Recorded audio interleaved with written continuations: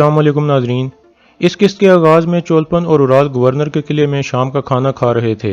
Governor चोलपन को कहता है, तुम्हारे बाबा सिर्फ मेरे रिश्तेदार नहीं थे बल्कि वो मेरे करीबी दोस्त भी थे। उन्होंने वसूलियस को परवान चढ़ाकर एक अजीम कमांडर बनाया।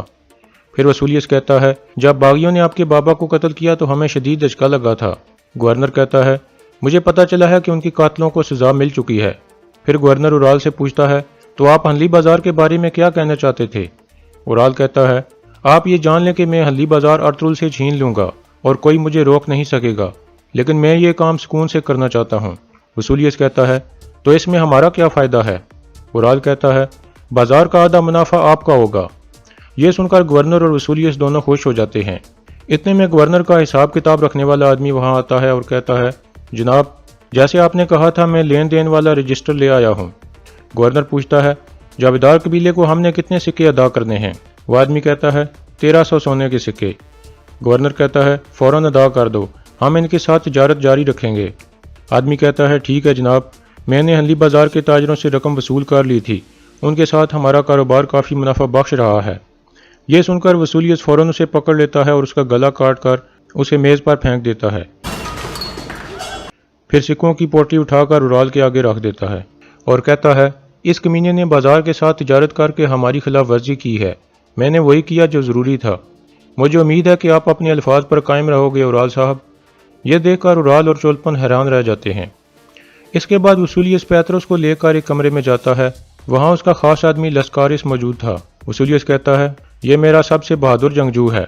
उस कमरे में तुर्कों की कुछ टोपियाँ और हथियार पड़े हुए थे। पैतरस पूछता है, ये किस लिए हैं जनाब? वसूलियस कहता है, कल एक शाही काफिला यहाँ आने वाला है, तुम ये लिबास पहनोगे जब उनको कत्ल करोगे।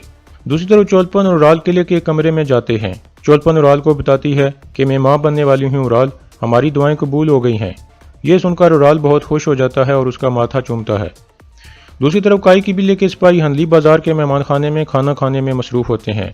बामसी कहता है, भाइयों, आज मेरे पास एक और कहानी है आपको सुनाने के लिए। सामसा कहता है, चलो भाई सुनाओ। फिर बामसी खड़ा हो जाता है और उन्हें एक बहादुर तुर्क जंगजू की कहानी सुनाने लगता है, जिसे सुनकर सब सिपाही पुरजोश हो जाते हैं। इसके बाद अगला दिन शुरू हो जाता है। अर्तुल कारा जैसर की तरफ जाने के लिए तैयार था। आलिको एक रजिस्टर अर्तुल को देकर कहता है, इसमें उनका सारा हिसाब किताब मौजूद है जनाब। फिर अर्तुल अब्दुर्रहमान को कहता है, घोड़े तैयार करो, हम निकलने वाले हैं। बाहर बाजार में एक ताजिर सख्त गुस्से में कहता है, अर्तुल की वजह से हमारा कारोबार तबाह हो गया है, अब बहुत हो गया। ये सुनकर गुनकुत उसे पकड़ लेता है और कहता है, अपनी हद में रहो आदमी, तुम्हारी जुर्रत कैसी हुई अर्तुल साहब के बारे में ऐसा कहने की? ताजिर कहता है, लेकिन ये सच है, अर्तुल साहब से पहले हालात बहुत ठीक थे। फिर दुमरल गुस्से से उसका सामान गिराने लगता है और कहता है, अर्तुल साहब ने सिमन के मजालिम का खात्मा किया है। ताजिर कहता है, तुम में और सिमन में क्या फ़र्क है? तुम भी मेरा सामान बर्बाद कर रहे हो। ये सुनकर दुमरल उसका गिरबान पकड़ लेता है।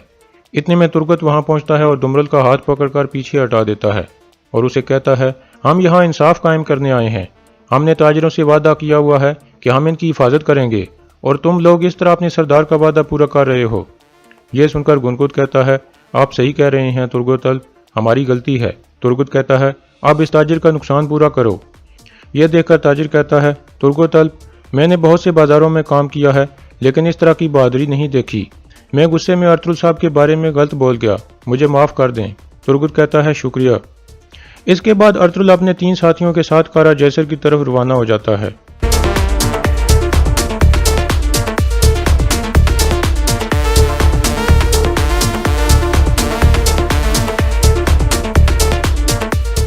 दूसरी तरफ काई कबीले में बानो जी अंदर आकर बताती है कि जानदार साहब आए हैं और वो अर्तुल साहब से मिलना चाहते हैं। वो बहुत गुस्से में हैं। मैंने उनको बताया भी कि अर्तुल साहब यहाँ नहीं हैं। आयमा खातून कहती हैं, भेजो उनको। फिर जानदार अंदर दाखिल होता है। आयमा खातून उसे खुश आमदीद कहकर बैठने को कहती हैं। बैठने के बाद आयमा खातून कहती हैं, जानदार साहब, मैंने कई साल अपने कबीले की नुमाइंदगी की है, जो भी बात है आप मुझे बता सकते हैं। जानदार कहता है, कल बाजार के मेहमान खाने में जो वाक़या हुआ है उससे सूरत हाल बहुत ख़राब हो गई है। अर्तुल मेरे सब्र का इम्तिहान ले रहा है और मुझे बेइज्जत करने की कोशिश कर रहा है। आयमा खातून कहती हैं, आपकी इज़्ज़त हमारी इज़्ज़त है जानदार साहब, ये क्या कह रहे हैं? जानदार कहता है, अगर अर्तुल इस तरह करके दोनों कबीलों की लड़ाई चाहता है तो फिर आप तैयारी कर लें, मैंने भी एहतियाती तदाबीर ले ली हैं। आयमा खातून कहती हैं, آپ کو احتیاطی تدابیر اپنے خیمے میں موجود غدار کے خلاف لینی چاہیے جاندار صاحب۔ جاندار کہتا ہے کہ آپ بھی ارطغرل صاحب کی طرح میرے بیٹے پر الزام لگا رہی ہیں۔ ایما خاتون کہتی ہیں ارطغرل غدار کی تلاش میں ہے اور وہ جلد یا دیر سے اسے ڈھونڈ لے گا۔ جاندار کہتا ہے تو پھر اسے غدار کو کہیں اور تلاش کرنا چاہیے۔ کیا آپ واقعی سمجھتی ہیں کہ وہ اورال تھا جس نے قالینیں جلائی تھیں اور آپ کے سپاہیوں کو شہید کیا تھا؟ اور کیا فرانسسکو کو اس نے اکسایا تھا یہ جانتے ہوئے کہ اس کی اپنی بہن مر سکتی ہے؟ ایما خاتون کہتی ہیں جاندار صاحب میں اور ارطغرل جانتے ہیں کہ وہ فتنہ ہمارے اندر کہیں موجود ہے۔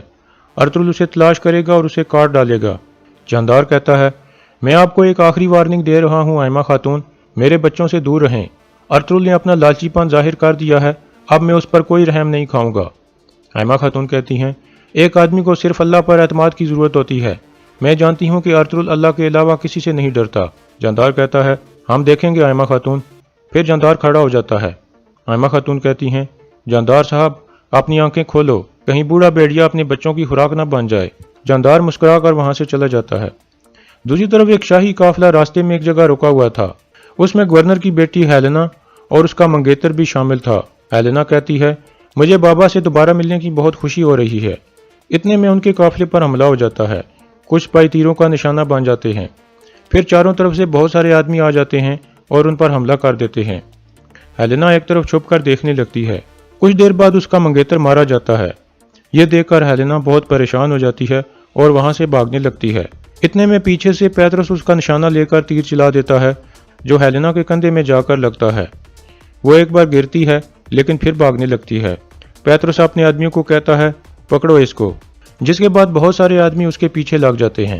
دوسری طرف ارطغرل اور اس کے ساتھی کارا جیسر کے قلعے کے قریب پہنچ جاتے ہیں اور کچھ دیر کھڑے ہو کر دیکھنے کے بعد وہ آگے روانہ ہو جاتے ہیں۔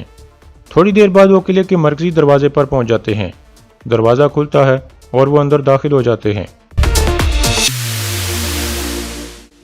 گھوڑے سے اتر کر ارطغرل ایک سپاہی کو کہتا ہے گورنر کو جا کر بتاؤ کہ کائی قبیلے سے ارطغرل صاحب ان سے ملنے آئے ہیں۔ سپاہی کہتا ہے یہاں انتظار کریں۔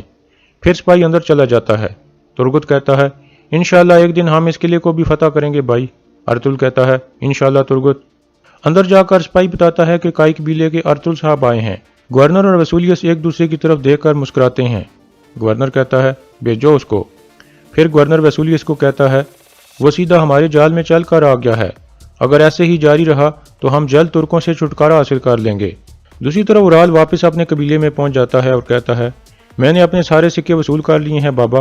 جاندار کہتا ہے تم نے دوبارہ میرا سر فخر سے بلند کر دیا ہے بیٹا، اگر میں نے پہلے تمہاری بات سنی ہوتی تو آج ہنلی بازار ہمارا ہوتا۔ اورال کہتا ہے آپ یقین رکھیں بابا، اس کے لیے کافی وقت ہے ابھی۔ پھر چولپن جاندار کو بھی خوشخبری سناتی ہے کہ میں ماں بننے والی ہوں۔